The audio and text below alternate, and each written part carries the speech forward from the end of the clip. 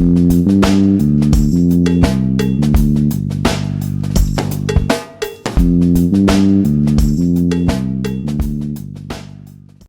guys, welcome back to the Inner Circle series of movie reviews. This is our first of the new semester, and we're going to start it off with a sort of lesser known, obscure fantasy film from the 1980s starring Arnold Schwarzenegger called Conan the Destroyer. So, Clayton, what are your first impressions, or rather, what is your familiarity with the Conan series? So a long time ago, when I was a younger man, and I didn't look like this, I watched Conan the Barbarian a lot on tape, and I wore it out, and it was a fun movie.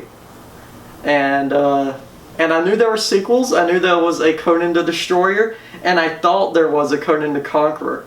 It turns out there's not. I have been misled my entire life, but that's about as far as I knew. Okay, so my experience with the Conan films was I saw the first one on TV with my older brothers when I was way too young to be seeing it. And then I watched it years later on Blu-ray and sort of fell in love with it because, you know, Arnold Schwarzenegger is one of my favorite actors. Say what you will about him. But it was very much an adult film. Yes. Like, there was a lot of violence, a lot of nudity. It was very... It's very much an 80s movie. Yeah. But it's so entertaining, and there's a lot of really cool ideas in that film. And then you get to Conan the Destroyer. It's like I said, about 5 minutes in, it feels like a Saturday morning cartoon compared to the first one. Absolutely. Like, the tone of the first movie, just a little backstory. The first movie was directed by John Milius, who wrote the script for Apocalypse Now. And it's a very serious take on a fantasy movie, you know, swords and sandals. Mm-hmm. And then this movie, Conan the Destroyer, was directed by a completely different guy, Robert Fleischer. Yeah. And it came out 2 years after the first one, because the first one was such a smash success at the box office. But they wanted this movie, the producers wanted it to be more family friendly. So yeah. Rather than being that hard R, it was PG. Yeah, and it feels it's a weird tone shift. Definitely a weird tone shift away from like hard R, big man chop up everything in front of him with big sword, into like big man go on goofy adventure with team and have comedy segments. There's a lot of like really awkward like comedy moments that just do not land. Like, yeah. A lot of there's a character, the thief character, Malak. Yeah. He has like the same joke where he wants to stay behind and stand guard because he's like a coward. Yeah, he has one joke in the whole movie, and it was kind of, you know, and the first time I'm like, oh, it's like that classic joke any like wimp, scaredy cat character says, and then he said it 4 more times, and he also just, so he had like 3 traits as a character. He wants to stay behind.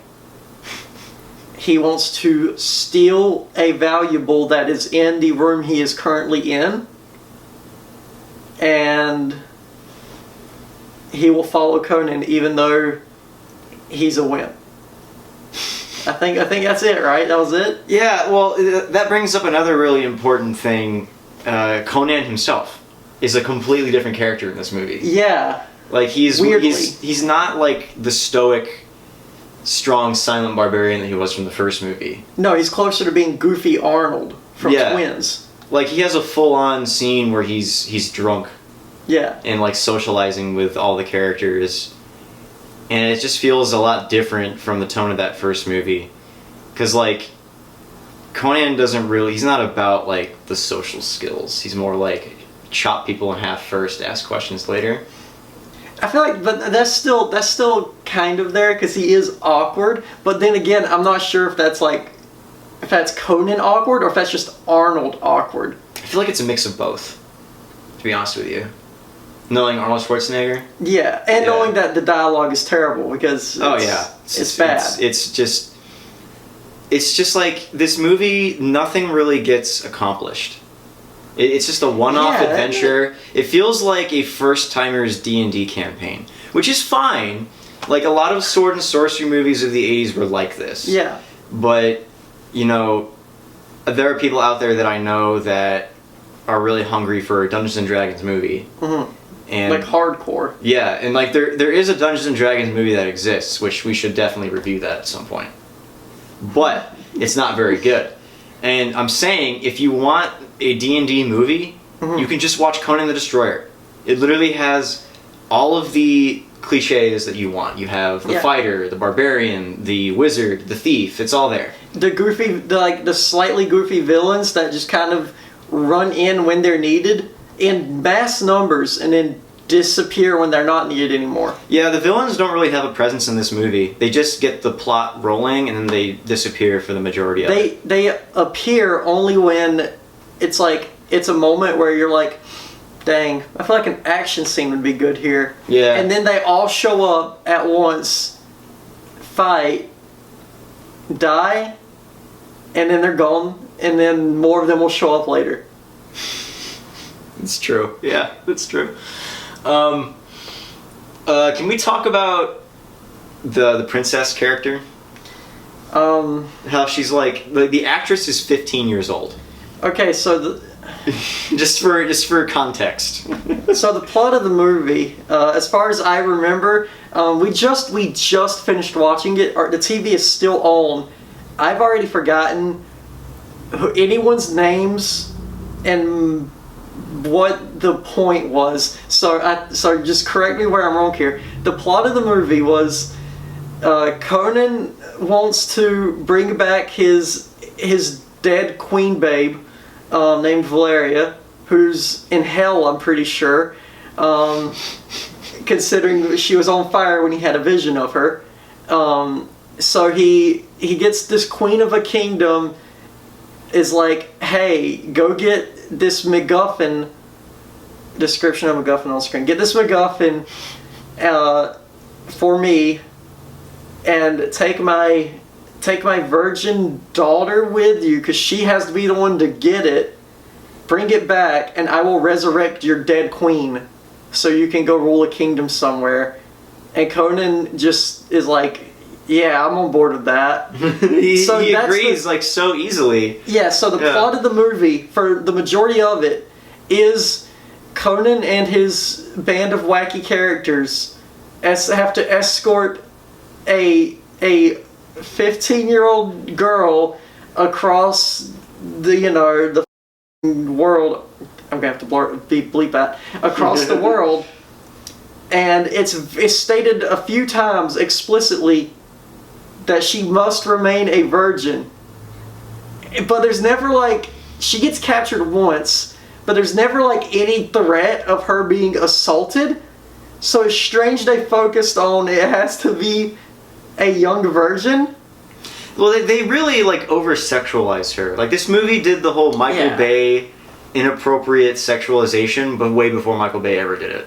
Well, and it's not as gratuitous as Michael Bay doing it. No, but they put her in these really skimpy outfits. Yeah. And like, this is a 15-year-old girl. She does have a really awkward kiss scene at the end with Conan, who, Arnold is in his 30s at this point. Yeah. And Arnold just looks absolutely uncomfortable during the whole scene. Yeah, he does not. It's really hard to watch. It looks like in and out of character. Because even in character, Conan doesn't want anything to do with this kid, which is obvious. And even out of character, it looks like he doesn't want anything to do with this kid. And so it's very strange that this is the plot of the movie. It's just very standard fantasy. I understand that like it's in this historic age where the idea of consent did not exist, and like women were second-class citizens, and like I get that in a realistic historical setting, like a 15-year-old princess getting with an older guy is not unheard of. But that's the thing. For an 80s movie in our current culture, It's very outdated, and it's very hard to watch. But that's the thing, in the movie, the princess isn't even really that treated that much as like a second class. There's like one moment in the movie where she tries to command the crew when they're on their adventure doing Conan, who's clearly in charge and was put in charge of the mission, goes, "No, I'm saying what we're doing." It's like there's one moment like that, but there's no feeling of like the whole women are second class in the movie, because the other women characters, like the evil queen, they have motivation and do what they're doing, and Grace Jones, who is in this movie, is a psycho, and she like is kind of a badass and just does what she does.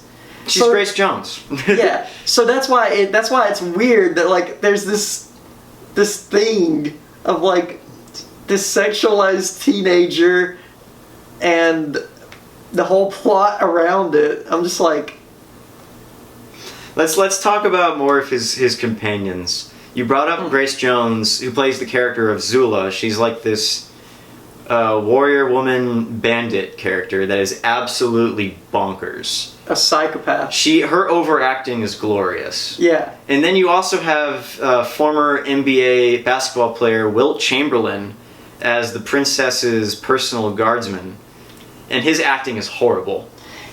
Yeah, he's pretty bad. He's pretty bad, but it was never bad enough to distract me. It felt right at home in this movie. Yeah, like it didn't overstay its welcome. Yeah, like if other people were also terrible actors, which, I mean, a lot of people in this movie were like just passable, but it all fits. It just feels like it's right where it needs to be. I agree with that. But I don't like the whole thing with his character where he clearly, so the evil queen tasked him with like a secret mission that you hear about in the like first 5 minutes of the movie to kill Conan, because they have like their own plan they want to achieve. So throughout the whole movie, there's like moments where he's like, "I'm gonna kill Conan," and it's like in front of the other crew members, and no one kind of cares. Even Conan, he just goes, "What the heck, dude?" And then the adventure continues. They just keep on going. Yeah, and like he's so obviously sus, and nobody questions it. Yeah, literally only at the last possible second, Conan like has a moment where he goes, "He has betrayed us." Like, yeah, he was betraying you the whole time. It was so obvious. Like this movie, like you said at the beginning when we started watching it, it tries to do that whole setup where like you see the gun and it's building suspense that way. So like they reveal the whole like betrayal plot twist at the very beginning of the movie as part of the setup. But the problem with it is the way they handle it.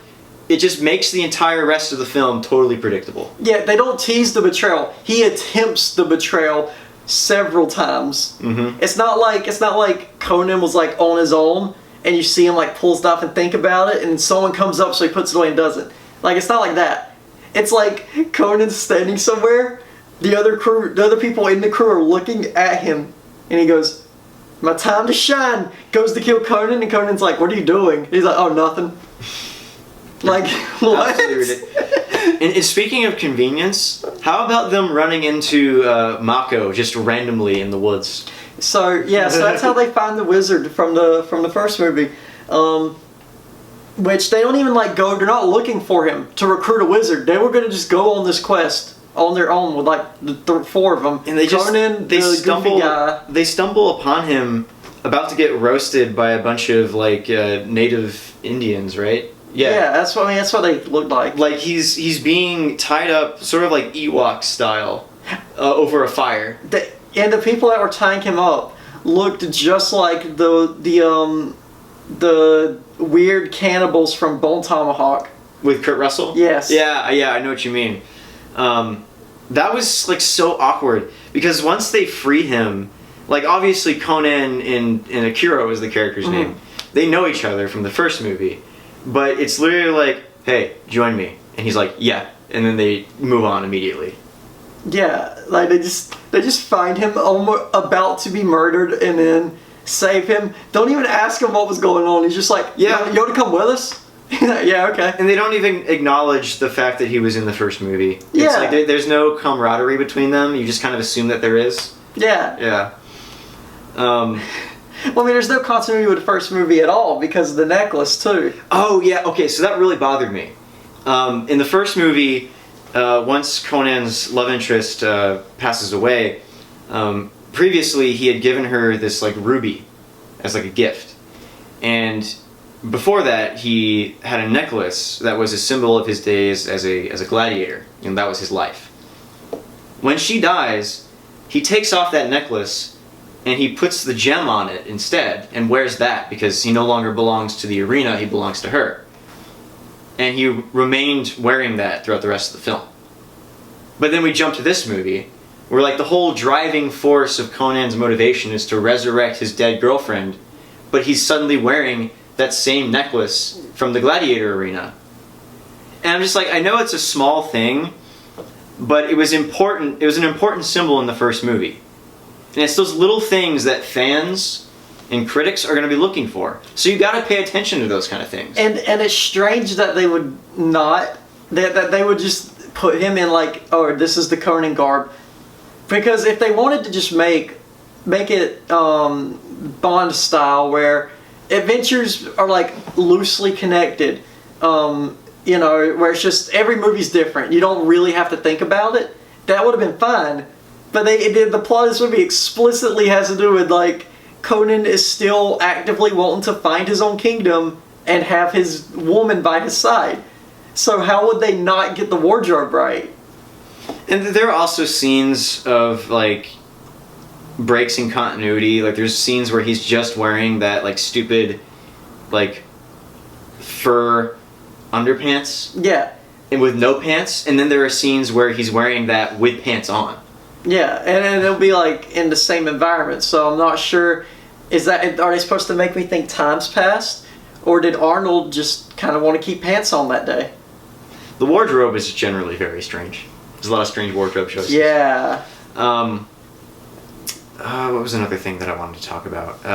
Oh yeah. So just like at the end of the first movie, at the end of this one, they tease Conan becoming a king and conquering his own kingdom. With the awesome shot of him on the throne. Yeah, and like that movie never got made, and they kept teasing it. And that's the third movie I thought existed my entire life. I thought there were 3 Conan movies. There are 3 Conan movies. Well, it's just the third one is the remake with Jason Momoa that has none of the charm of the original film. Well, okay. So there's Conan the Barbarian. Excellent movie. The one we just watched, Conan the Destroyer. Not as good of a movie. And this doesn't really exist. This is a figment of my imagination. Awful movie. No offense to Jason Momoa. He does an okay job. He just wasn't given the right movie. But yeah, so the movie ends pretty much where the first one ended, back at like the start of like, okay, he's off to get his kingdom finally. And then it literally says, it's like it has a to be continued. So they're like, next movie, we swear he's going to get his kingdom and it's going to be awesome and you're going to love it. And that's it. And it makes me really sad because like I'm a big fan of John Milius as a writer and a director. And like Conan was kind of his passion project. Mm-hmm. And he wanted to make that movie where Conan becomes king. He's been wanting to make that since the first one. He's been trying to get it made for over 30 years now. Well, and just even having that teaser at the end of this second movie here reminded me how pointless the whole movie I just watched was. Oh yeah, 100%. Because it starts with like Conan's wandering around with a little sidekick, whatever. He's like, oh, a mission, I can bring my love back. That gets me one step closer to my goal. And then when the movie ends, he stops the bad guys from their plot, but he doesn't get his love back. So we're literally nothing has progressed. Happens. He accomplishes nothing. Yeah, nothing is accomplished for him. He helped someone else do something a little bit. Well, I think we've bashed this movie pretty well. What are some good things that we can talk about? Like I thought the Arnold faces. The Arnold faces were great. They lived up to my expectations. The music's good. I will give them that. The score is nice. It gets a little repetitive. I play like 2 tracks the whole movie, but like it's good music. and it's composed by the same guy who wrote the score for the first movie. Basil Polidoris is his name. And I read that when he signed on to do the sequel, he was just going to bring over all of the old themes from the first movie and just, redo them. But once he saw the first cut of the movie and he saw how different the tone was, he was like, I had to completely rewrite the theme. And so it's just not as up to snuff to the original score. But I also, it's hard to top yourself. Yeah. Well, that's not true. Well, I mean... Because topping yourself has been done before. As John Williams did with the Star Wars prequels. He clearly topped himself. Well, that's because we're talking about John Williams, man. Like, that man's a legend. Gotta get a little Star Wars in there. Yeah, a little bit. Always has to be peppered through. But some other good things that we can say. I thought the choreography, like all the sword fights, were pretty well done. It was like sloppy, but not bad sloppy. Like a bad movie. It's like when they're it's like 80s action movie sloppy, where every now and then there'll be like some really great moves, but then the rest of the time they're just kind of like there's like really awkward cuts and like stuff. Bluntly hitting each other and like turning around, like, which is fine because it's good choreography, good enough to be passable as action. Like, it's entertaining to watch. And I like the charm of that blunt goofiness of it. It kind of makes it more real for me, Yeah. Yeah. So the choreography was okay. I thought the effects and the sets were pretty good. There's a lot of great miniature photography. There's a set where they're in the wizard's castle with the mirrors, the room of mirrors. The mirror set's interesting. Yeah. I just don't understand. Okay, so like, there's a scene where they have to go fight a wizard in a castle. And the wizard takes this form of like this weird fantasy creature. And the source of this creature's power is the mirrors that surround the room. And I'm just like, why would you fight Conan in a room filled with glass if that room is literally your one weakness? If the glass breaking is your weakness, why is that the arena you choose to trap him to fight in? Just didn't make any sense. The set was great, but the premise was not.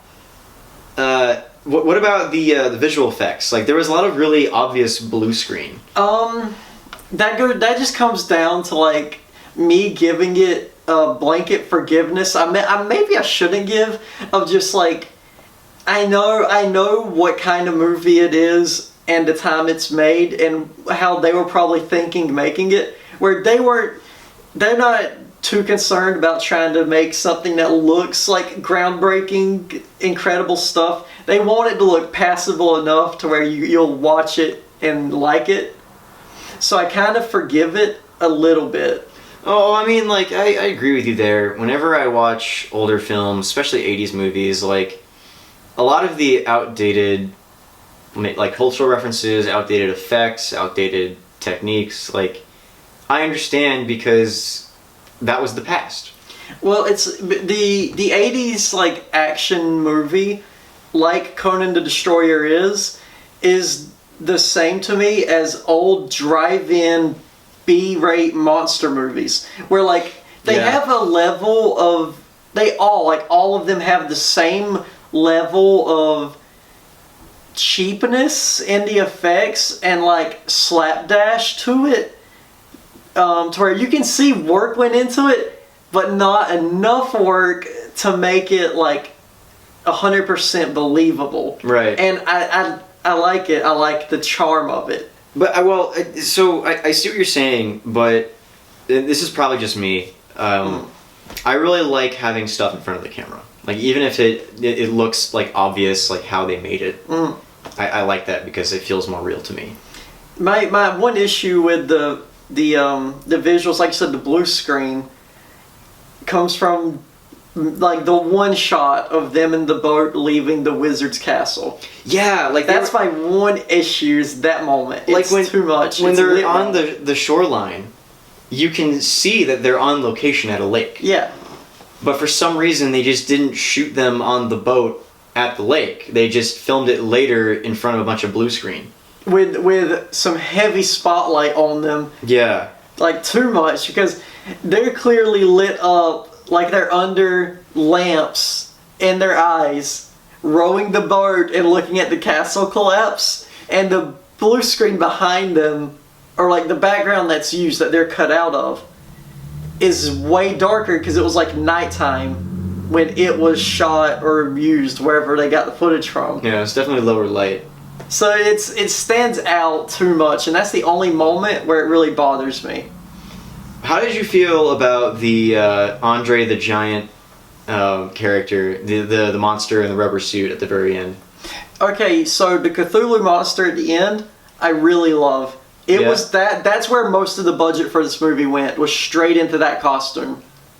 Yeah, like it looks. There are some shots where it looks very clunky, but it's a very well-made costume. Well, it could. I think the clunkiness comes from probably Andre in the suit, Oh, for because yeah, for Andre sure. at that time period, he was like, he was getting big and he was just not living. he a was healthy getting big and lifestyle. old. He was getting Yeah. big and old Yeah. because of his, the way he was. His condition. Yeah. So I think it comes more to that than the suit when it comes to the clunkiness of it. But I think that works because it's made as a giant like monster suit. Mhm. So I feel like it helped.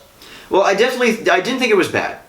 I thought the suit was very well designed, and Andre the Giant did the best that he could with what he was given. This is not the first time that he's been in movies. Yeah. It's just the first time that he's been in like a heavy creature suit. And the fight choreography wasn't much. It was like he swipes at him, and It was a very Conan takes easy his victory. swipes. Yeah. But it was still cool to watch. Oh yeah. Yeah.